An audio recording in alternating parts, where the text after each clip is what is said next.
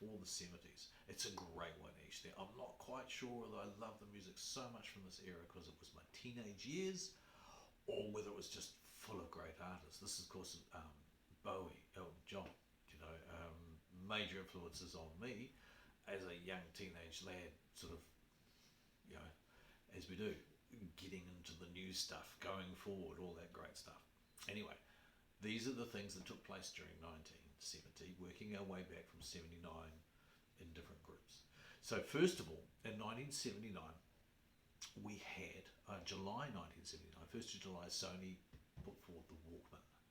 Now this is, you know, being able to listen to our music as we go. Now we're talking about 79, so we haven't got any CDs or anything involved in these. This is just compact disc players, little discs, and not, not compact disc players, totally incorrect.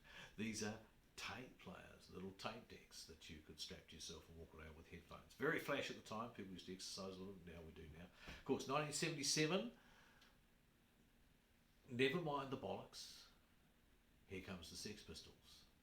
That was an album released in 1977. Now, I must admit, when punk first hit, so we're talking about October to 77, when that was released, I was a bit sort of, you know, 77, how was I, 16, being trained as a musician, really had started to learn some stuff, and was a bit sort of like, oh my God, they don't even play their instruments, you know, but the energy, and I cottoned on to that, learned a lot, and as did music from the punk movement. So 1977, the Sex Pistols launched on in the 70s. Now, the 70s through to the mid-90s was sometimes referred to as the golden era of recording, in that we had lots of very skilled people using up to 32-track machines on analog machines. The tape was sort of about that thick, you know, 2-inch machines, I think it was. And I was lucky enough to have some time in these recording studios working with people that worked those machines. Well, it really was quite a great system for producing really good albums, really good sounds, and lots of the albums that you would listen to from this era came from that. So, but that went right through to the 90s until the sort of the digital platform took over more.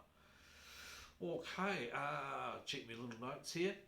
Thank you. 1972, TIAC, they invented the home 4-track system, which I later on got into a TIAC 4-track recorder, but not then. 72, I was only 11, couldn't afford one, and it was just invented there. But that was a major shift forward in technology for music and musicians, making, you know, again, recording more accessible. 1972, Technics turntable. Now, Technics turntables, I thought I'd mention, you know, they're big in the whole listening world, the whole rap world. They're a big turntable, so why not mention it? I won't go on them too much about them, but of course your vinyl buffs will love them. 1971, Australia first got its 16-track recorder in Melbourne. Now, what studio was it? I'll just check. Armstrong Studios in Melbourne. Now, I mentioned Australia because 1971, that was about 10-ish, and the Australian pop music, rock industry and everything was going forward very strongly and creating their own sound, and we as New Zealanders was trying to sort of get over there a bit and get our own sound going as well.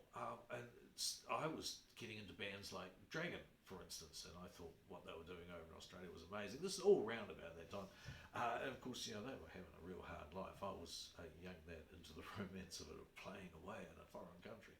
They were sort of sleeping on couches and, you know, scratching together dodgy meals for the day kind of thing. We sometimes look at the rock industry in a very through rose-coloured spectacles. Anyway, moving on. But yeah, 1971, the first big 16-track in Melbourne. 1970, started manufacturing Mini Moogs. Now, I got a Mini Moog later on. In fact, I think the first one came from my brother. Yeah, but the Mini Moog, awesome. It was the first sort of synthesizer that was like an instrument and could, you know, you could make it scream. You could cut through the large guitar sounds if needed.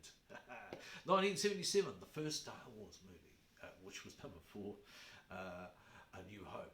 It was great. You know, like it was the first time we'd seen special effects like that, and of course, it was the start of the whole Star Wars theme of movies, which is great. The whole Jedi and thing, you know, the good guy versus bad, everything.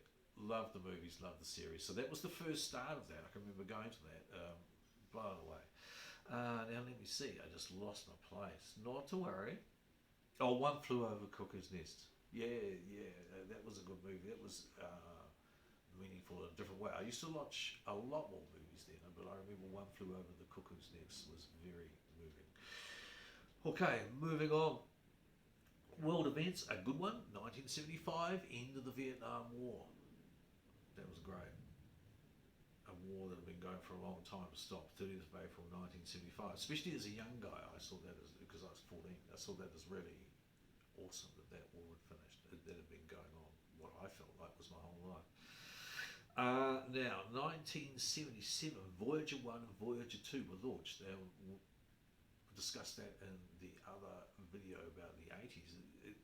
Voyager 1 and 2 went past all the outer solar system planets. So this was a major thing for space research. 1974, another Rubik invented his Rubik Cube. Apparently it took a month to solve the first time. Now people can do it in seconds. But yeah, Rubik Cube, loved it. I loved it. So that was 1974. 1972, Last Man on the Moon. That was always been considered quite a strange thing that we haven't been back for so long. But when you think of everything else we've done, perhaps it's not so strange. You know, we have actually got all the way out to Pluto. We have explored Mars so thoroughly, robotically, with rovers and stuff, and orbiters. We've done a lot. So, but yeah, 1972 was the last time we put a foot on the moon. And 1970, Apollo 13. I've jumped the order down here, not to worry, but 1970, Apollo 13. I thought I'd mention that because in some respects, even though that might be considered not a good mission because they never actually managed to land on the moon, it was possibly one of their greatest feats. They had to win it right from the time they had the incident in space, which was on the approach to their moon. So they had to make all these decisions. They had to completely change what they did how they did things, sorry, not what they did things. They had to completely change how they did things, and they could only work with what they had taken with them, which was planned for a completely different mission. And they got those three guys back. Really impressive. Really impressive. Yeah. Also, in the 70s, the part I jumped out of, in 1972, Lake Manapuri was saved by a Labour government and a shitload of protesting. I remember that as a youth, probably one of the first marches I ever went on. Maybe I went on a lot of those things, you know, when you're young you do. Anyway, Lake Manapuri was saved, and yeah, I'm pleased it was. So listen to the 70s as we, as a youth, thought we could save everything.